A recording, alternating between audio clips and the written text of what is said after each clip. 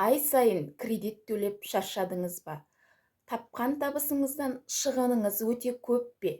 Және бұл тығырықтан шығудың жолын білмей жүрсіз бе? Онда мына кеңесті соңына дейін тыңдаңыз.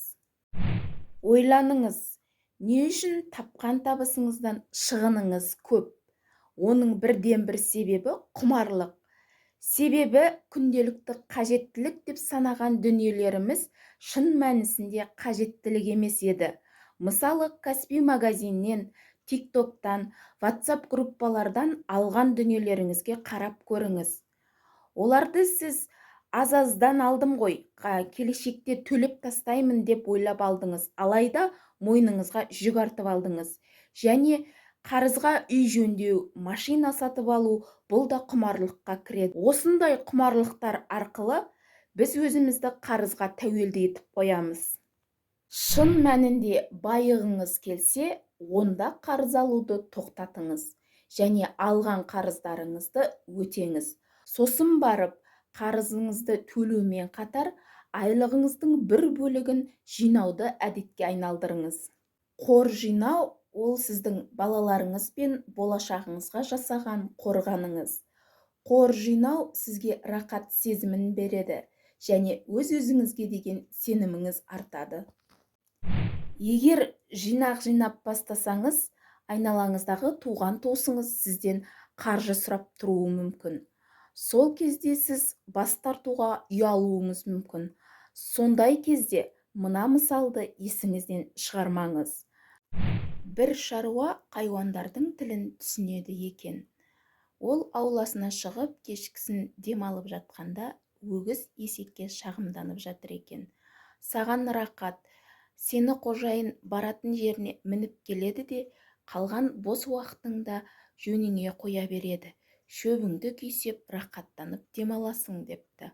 Ал мен болсам, күні бойы күннің ыстығына қарамастан арқам қажалып, соқаны арқама жегіп алып жер жыртамын. Менің шаршағаныммен ешкімнің шаруасы жоқ дейді. Есек қыңыр болса да, досын аяп, оған ертең өтірік ауырып қалуға кеңес береді. Өгіз ертесіне өтіріктен ауырып қалады.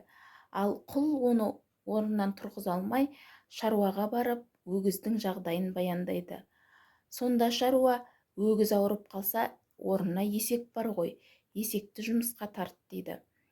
Солай есек күні бойы өгіздің жұмысын атқарады. Кешкісін шаршап шалдығып, арқасынан сау тамтығы жоқ қажалып келеді. Сонда алдынан өгіз шығып: «Ой, досым, сенің айтқаның рас екен, бүгін бір рахаттанып демалдым» дейді. Сонда өзінің ашық ауыздығына өкінген есек: «Ертеңнен бастап өз жұмысыңды өзің атқар. Әйтпесе мен жаңа қожайынның сөзін естідім. Ол құлға былай деді: ертең өгіз жазылмаса, оны сойып таста деп айтты» дейді. Осымен өгізбен есектің достығы тәмам болды. Бұл мысалдан не ұқтыңыз? Бұл мысалдың түйіні, егер біреуге жақсылық қылғыңыз келсе, өзіңізге салмақ түспейтіндей етіп жасаңыз. Үшінші, тұрмыстық қажеттіліктеріңіз бен қарыздарыңызды айлығыңыздың бір бөлігін жұмсамай өтеуді қолға алыңыз. Төртінші, жинаған ақшаңызды өсіру арқылы сақтаңыз. Бесінші, ақшаңызды өнім беретін дүниелерге жұмсаңыз.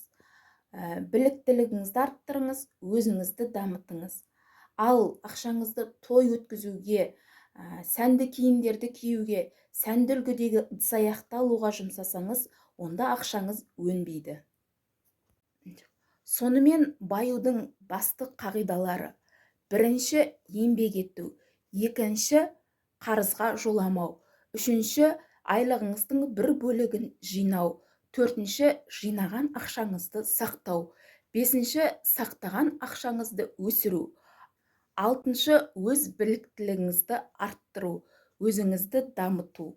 Мен бұл мәліметтерді Вавилондағы ең бай адам кітабынан алдым және өз қателіктерімді түсіндім, оны сіздермен бөлістім. Ақпарат пайдалы болды деген ойдамын. Өз пікірлеріңізді комментарийге қалдырыңыз.